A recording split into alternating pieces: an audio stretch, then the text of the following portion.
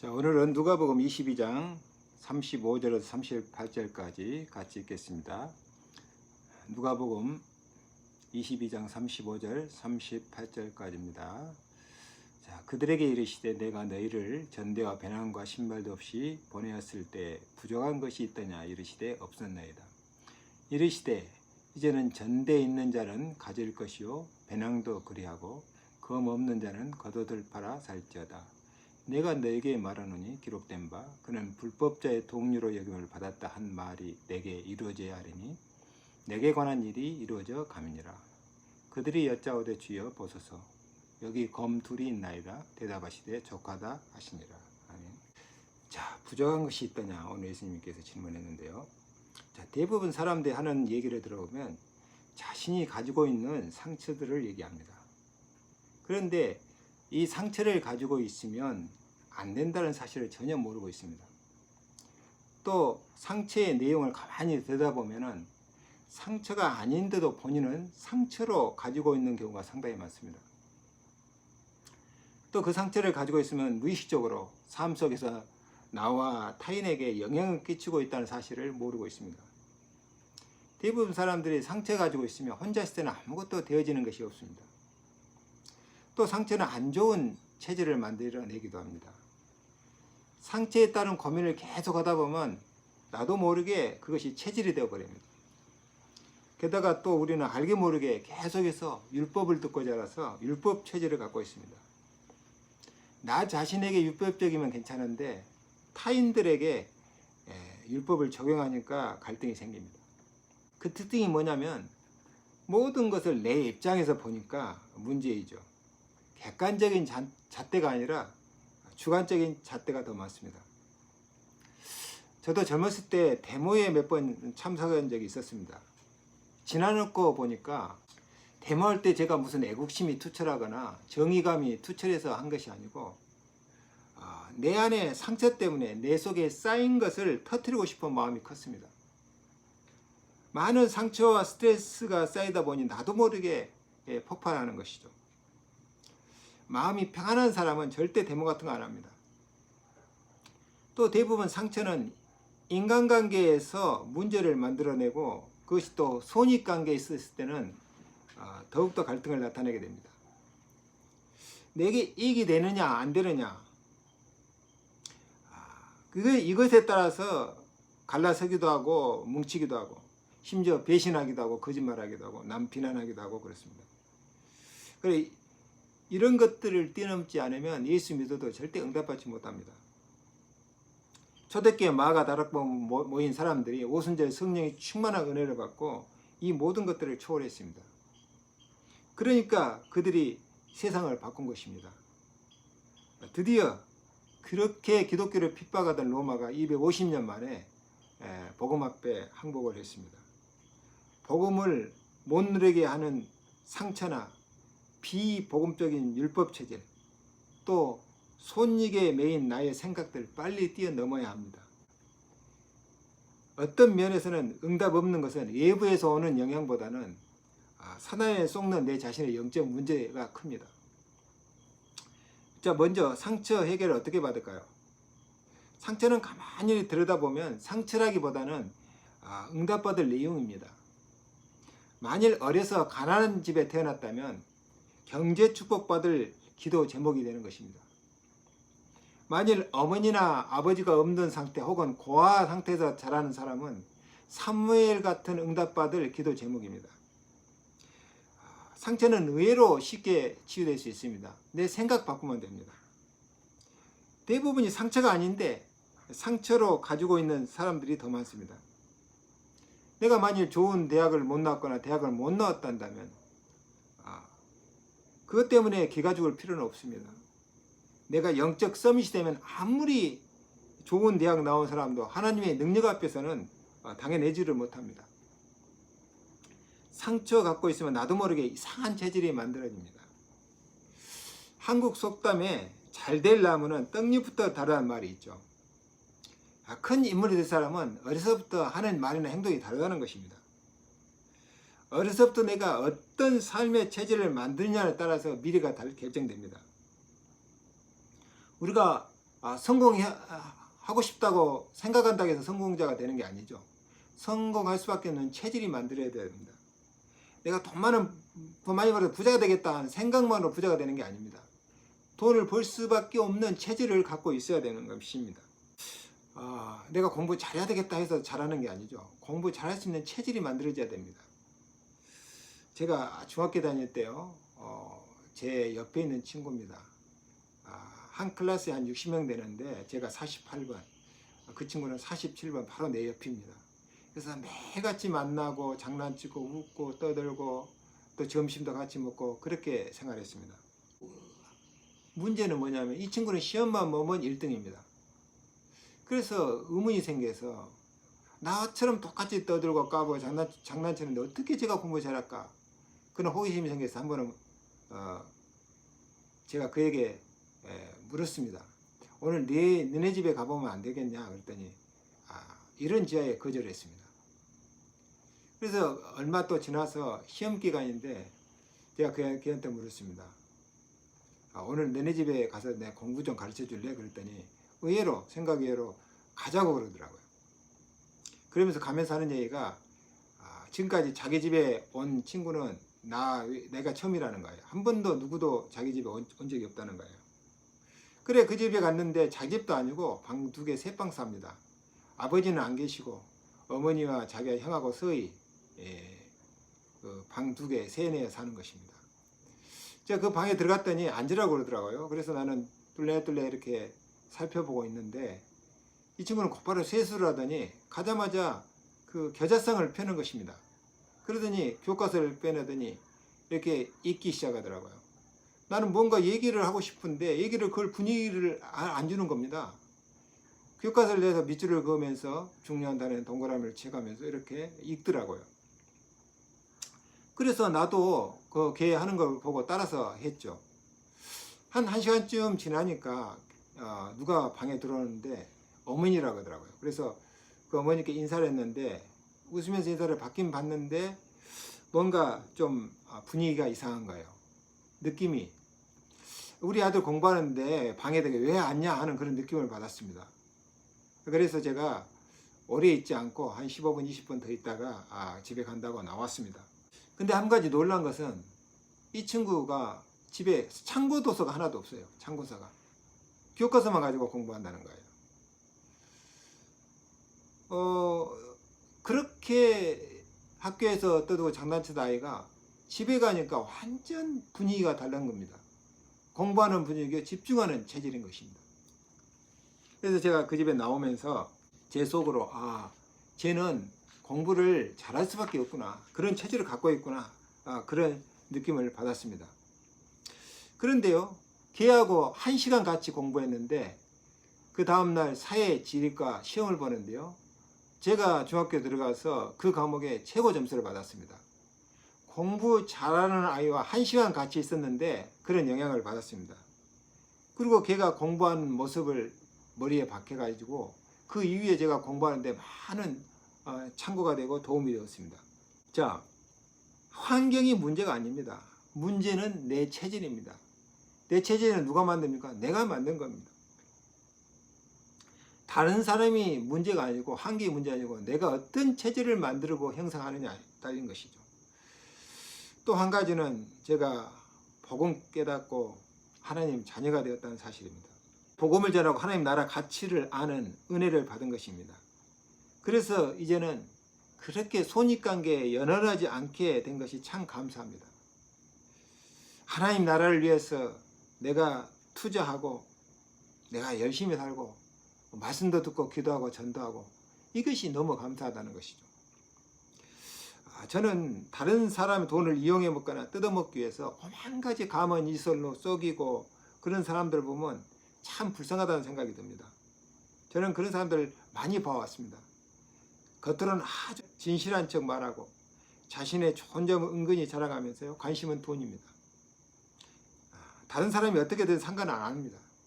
자기 이익을 위해 목적을 위해 그런 행동하는 사람들, 그 사람들의 삶의 결과가 잘된 사람이 거의 없습니다. 두 번째 우리가 생각할 게 정체성입니다. 그래서 내가 누구냐에 대한 정체성이 분명해야 된다는 것이죠. 나의 정체성이 분명하면 모든 것을 뛰어넘을 수가 있습니다. 자, 대부분 사람들은 내게 이익이 되면 거짓말도 하고, 내게 손해날 것 같으면 다른 사람 배신도 하고, 다른 사람 욕도 하고 비난하고, 환경이나 상황에 따라 자꾸 변합니다. 그래서 내가 누구냐에 대한 분명한 정체성이 없으면 그렇게 돼요. 그래서 어디든지 가면 있는 사단에게 쉽게 속습니다. 그러나 내가 누구이며 그리스도는 내게 어떤 존재인가, 여기다 확실한 정체성이 있으면 문제와도 이리저리 헤매지 않습니다. 방황하고 갈등하지 않습니다. 정체성이 없는 사람을 보면 대부분이 문제오면 기도하기보다는 인본주의를 먼저 씁니다. 누구 찾아가서 어떻게 돈 받지? 그런 생각부터 합니다. 그래서 정체성에 대한 확립, 이게 가장 중요합니다. 우리가 정체성을 갖고 있어도 살다 보면 많은 일들이 일어나고 많은 상황들이 발생합니다. 그리고 어려움이 오기도 합니다. 근데 정체성 있는 사람도 그때는 기도가 필요하고 인도를 잘 받아야 되는데요. 정체성이 없는 사람은 그냥 분위기 환경에 휩쓸려 버리죠. 그리고 정체성이 없는 사람은 여론에 휩쓸리고 분위기에 휩쓸리고 판단력은 흐려지고, 그래서 쉽게 사단의 함정에 빠지기도 합니다. 정말 예수가 그리스도이신 복음을 깨달았다면 어떤 것도 문제가 되지 않는다는 답이 있으면 결코 흔들리지 않게 되는 것이죠. 다음으로는 내게 사명이 있느냐는 것입니다. 내가 그리스도에서 할 일이 발견되었는가, 내가 살아야 될 이유가 발견되었는가 하는 것이죠. 이 삶의 이유가 없으면 삶에 대한 열정도 희망도 안 생깁니다. 막연한 생각으로는 그것이 삶에서 동력이 안 되죠. 그런데 살아야 될 이유, 공부해야 될 이유, 돈을 벌어야 할 분명한 이유가 있는 사람은 다릅니다.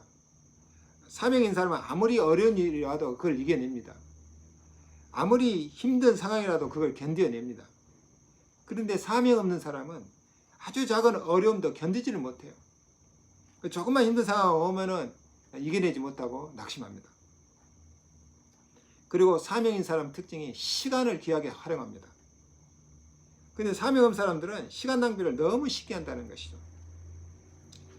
사명이 확실한 사람은 하나님의 도우심을 바라고 그것을 이루기 위해서 지금 최선을 다하는 것입니다. 되든 안 되든 그건 하나님께 맡기고 정말 시간을 귀하게 쓰면서 최선을 다하는 것이죠. 지난주에 예를 든 정지원 회장님, 아이들을 돌보다가 아이들이 이유 없이 죽어가니까 의사로서 진짜 사명을 발견한 것입니다. 원인 모르게 죽어가는 아이들을 살려야겠구나. 그러니까 잘 되던 병원을 놔두고 영국으로 유학을 간 것입니다. 영국 가서 답을 못 찾으니까 미국까지 유학 간 것입니다. 결국은 미국에서 그 답을 찾고 돌아왔습니다. 돌아와서 계속 연구하다가 바로 문제 해결할 답인 배지밀을 만들게 된 것입니다. 그 배지밀을 통해서 아이들이 회복되는 걸 보고 이분은 회사를 차렸습니다. 회사를 차렸는데도 그 수요를 다 공급해 줄 수 없어서 주변에 있는 많은 우유 회사들에게 연락을 해서 그들에게 배지밀 만드는 비법 무료로 전수해 주었습니다. 돈을 버는 게 목적이 아니고 사람을 살리는 게 목적입니다. 이게 바로 복음 마인드죠. 우리가 그리스도인으로서 나의 사명이 발견되었는가? 확실한 사명이 있다면 어떻게 할 것인가? 청사진을 나오게 됩니다. CVDIP에 따른 청사진이 있으면 내가 헤매지 않는 것이죠. 복음이 모든 문제 해답이요 해결자라는 문제 될 것이 있습니까? 없습니다. 세상에 복음보다 더 가치 있는 것이 있습니까? 없다라고 하는 답이 나온다면 복음 누리고 전하는 일에 우리가 생을 걸 수 있는 것입니다. 난 내가 하나님 나라의 가치를 깨닫고 사명이 확실해졌습니다. 교회 내에서도 시험 들 일이 너무 많이 일어납니다. 저는 목회하다가 포기하려고 한 적도 있었습니다. 그런데 어느 날 하나님 은혜로 하나님 나라의 가치, 천국 복음의 가치를 발견하고 하나님 나라의 비전을 보았습니다. 이걸 보면서 사명과 정체성이 확실해졌습니다. 여기에 생명 걸 가치를 발견하게 되었습니다. 나만이라도 천국 복음 전하자. 그러다가 순교할 일이 있으면 순교도 하자. 왜? 하나님 나라는 내가 죽어서도 이룰 가치가 있는 확실히 알고 있기 때문에 그 이후부터는 내 삶은 흔들림이 없었습니다. 그때부터 지금까지 언약의 여정을 걸어가는 것입니다. 자, 세 번째는 부족함이 없는 전도자의 삶입니다. 오늘 예수님께서 질문했죠. 부족한 것이 있더냐? 본문에 보니까요. 그들에게 이르시되 내가 너희를 전대배낭과 신발도 없이 보냈을 때 부족한 것이 있더냐? 이르시되 없었나이다. 예수는 그리스도 모든 문제 해결자이고 메시아가 맞다면 부족한 것이 없습니다. 그럼 됐지요. 다윗이 고백한 것과 같습니다. 여호와는 나의 목자시니 내게 부족함이 없으로다. 우리가 이런 고백을 해버리면 사단이 항복하고 도망갑니다. 나는 부족한 것이 없다고 하는데, 나는 제 사람들이 필요한 것이 필요 없다고 하는데 사단이 할 일이 없어지는 것이죠. 좀 원망당하고 불평당하고 뭔가 좀 부족하다고 느껴야 사단이 할 일이 있는데요. 우리 상처가 뭡니까? 내가 부족하다는 것입니다. 내가 저 사람과 비교하니 나는 없다는 것입니다. 나는 먹을 것도 입을 것도 부족하다는 거예요. 아니, 애굽에 있으면 물이 풍족한데 물이 없다는 겁니다. 광야에 나와서. 애굽에 있으면 고기도 많이 먹는데 광야에 나오니까 먹을 고기가 없다는 것입니다. 원망 불평하는 인생. 결국에는 그들은 가나안 땅을 보려고 나왔는데 가나안 땅 보지도 못하고 죽었습니다. 저 집 남편은 돈을 잘 버는데 우리 집 인간은 돈도 못 번다는 것입니다. 저 집은 좋은 차를 타고 다니는데 우리 집은 좋은 차가 없다는 것입니다. 이런 상처 속에서 우리는 맨날 원망하다 시간 다 보낸다는 것이죠. 아닙니다. 나는 있어도 좋고 없어도 좋다. 그 답이 나와야 그 사람이 모든 것을 소유하게 됩니다. 이것이 바로 하나님 나라의 비밀입니다. 하나님 나라는 가장 가치 있는 진주이기 때문에 내 모든 것을 주어서도 살 수 있는 그런 것입니다. 복음 깨달은 사람만이 아는 하나님 나라 이 축복.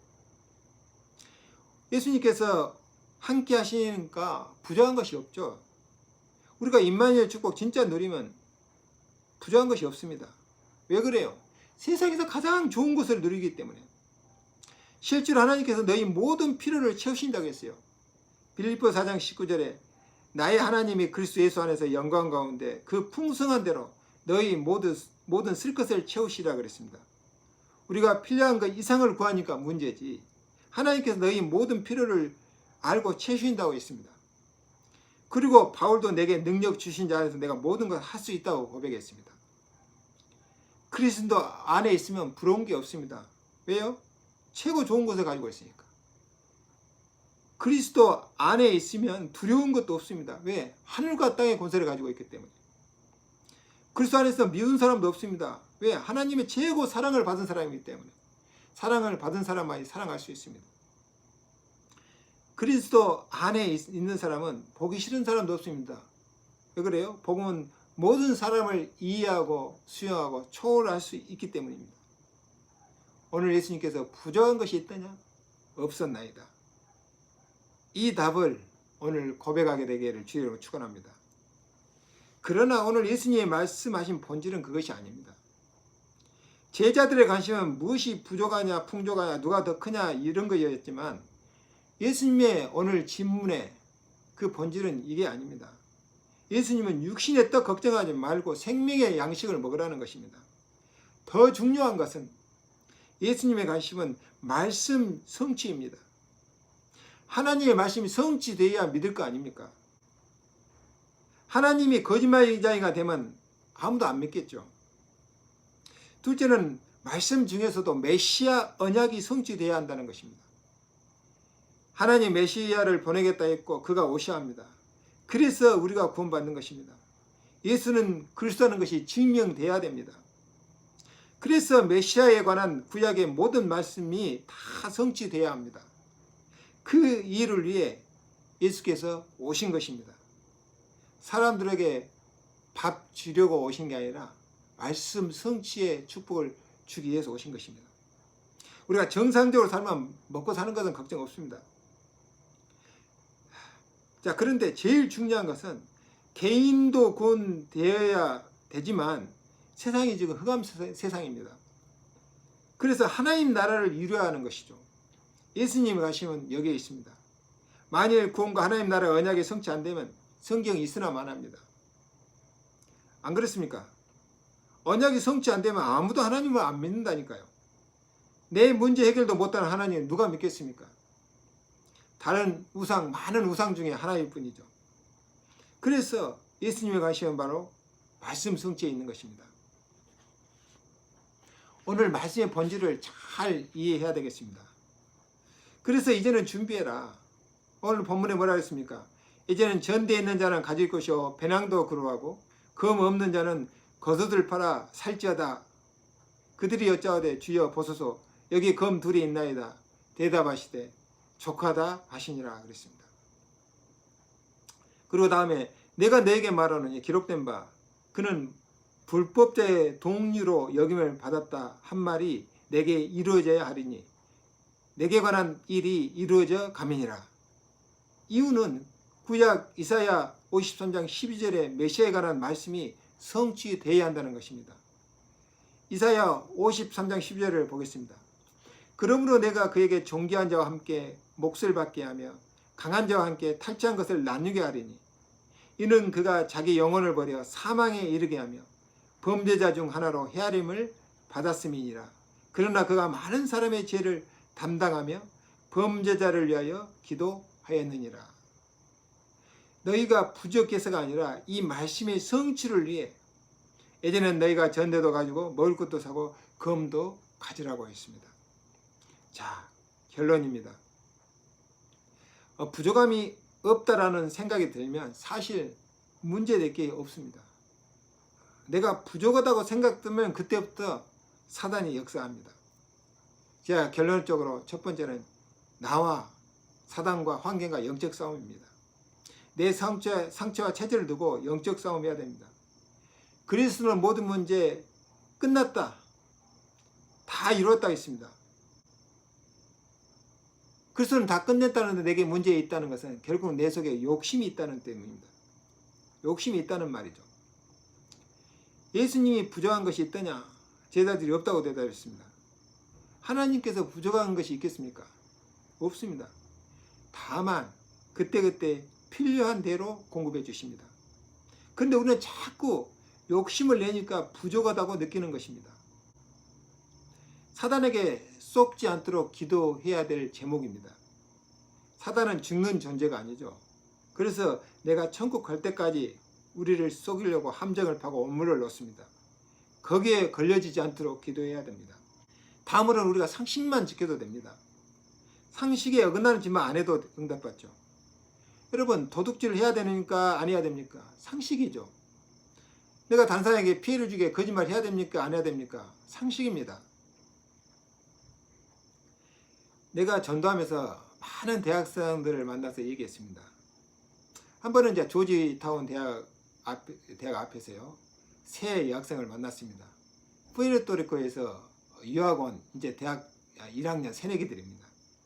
내가 그들에게 크리스찬이냐 물으니까 크리스찬이라고 하더라고요. 그래서 마약을 해야 되냐 안 해야 되냐 그러니까 아이들이 안 한다고 하더라고요. 우리는 절대 그런 거 안 한다고 하더라고요. 그러니까 옆에 있는 아이가 우리는 담배도 안 피워요 그러더라고요. 그래, 상식이다. 담배 핀다고 지옥 가는 거 아니지만 담배 피면 첫째 네 건강에 해롭고 또 옆에 사람한테 간접 흡연으로 옆에 사람 건강도 해친다. 그래서 우리가 상식만 잘 지켜도 된다. 그리고 예배 빠지지 말고 꼭 들어라. 그런 권면하고 헤어졌습니다. 자, 그리고 환경이죠.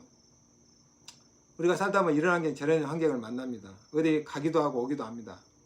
어디 가도 내 입맛에 맞는 환경은 없습니다. 그것을 받아들이면 됩니다. 그리고 거기서 내 하실 일에 충실하면 되죠. 자, 두 번째 결론 메시지는 오늘 예수님 메시지는 육신의 떡 걱정하고 생명의 떡을 먹으라는 것입니다. 즉 예배의 중요성입니다. 예수 그리스도께서 이미 내 모든 저주를 끝냈고 하나님께서는 성령으로 지금 내게 함께 하심으로 예배 드리면서 하나님 말씀 받으면 인도받으면 됩니다. 우리 말씀 받으면 영이 살아납니다. 예배 놓치고 말씀 놓치면 내 영이 죽습니다. 그러면 정신 상태, 마음 상태가 흐트러집니다. 생각도 틀린 생각이 들어옵니다.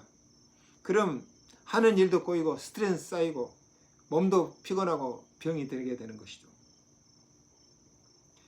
그래서 예배 놓치지 않고 드리면서 말씀 받아야 합니다. 마지막 결론 중에 결론은 뭡니까?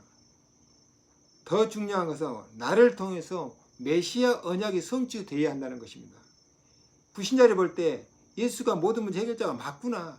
그것을 나를 통해서 확인해야 된다는 것입니다. 그래서 그들이 예수 믿을 거 아닙니까?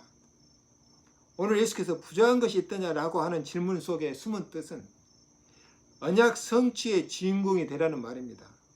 지금까지 내가 받은 메시아 언약, 하나님의 말씀의 언약이 나를 통해서 확인돼야 된다는 것입니다. 내가 믿는 예수가 그리스도 맞구나라고 누구나 인정할 만큼 우리가 받은 말씀이 성취되는 응답을 받아야 된다는 것입니다. 자, 끝으로 로마서 8장 35절 39절을 보겠습니다. 누가 정죄하리요 죽으실 뿐 아니라 다시 살아나신 이는 그리스도 예수시니 우리를 그리스도의 사랑에서 누가 끊으리요? 환난이나 공고나 박해나 기근이나 적신이나 위험이나 칼이라. 그러나 이 모든 일에 우리를 사랑하시는 이로 말미암아 우리가 넉넉히 이기느니라. 내가 확신하노니 사망이나 생명이나 천사들이나 권세자들이나 현재일이나 장래일이나 능력이나 높음이나 깊음이나 다른 어떤 피조물이라도 우리를 우리 주 그리스도 예수 안에 있는 하나님의 사랑에서 끊을 수 없느니라 그랬습니다. 이 정도의 확실한 믿음의 정체성과 사명이 있다면 어디 가도 말씀 성취의 축복을 받고 승리하게 됩니다. 우리가 단순히 승리하는 게 아니고 사람이 살아나는 축복을 누리게 됩니다. 나를 통해 메시아 언약이 이 시대에 성취된다. 내가 받은 모든 메시아 언약의 말씀이 나를 통해 성취된다. 이 응답의 주인공이 되라는 것입니다. 그럼 나는 하나님께 영광이 되는 증인이 될 것입니다. 여러분이 말씀 성취의 증인, 메시아 언약의 증인이 된다면 하나님께서 영광받고 이 땅에는 하나님 나라가 이루어지게 될 줄로 믿습니다. 이 응답의 주인공이 되기를 주의 이름으로 축원합니다. 기도하겠습니다. 오늘 예수님의 말씀은 상처 가운데, 잘못된 체질 가운데 환경 속에 속지 말고 그리스도 언약의 말씀 성취의 증인이 되라고 했습니다. 오늘 나는 누구인가? 나의 사명은 무엇인가? 확인하는 시간이 되게 하시고 이 확신 속에서 말씀 성취의 증인이 될 수 있도록 역사하여 주시옵소서. 예수님의 이름으로 기도드립니다. 아멘.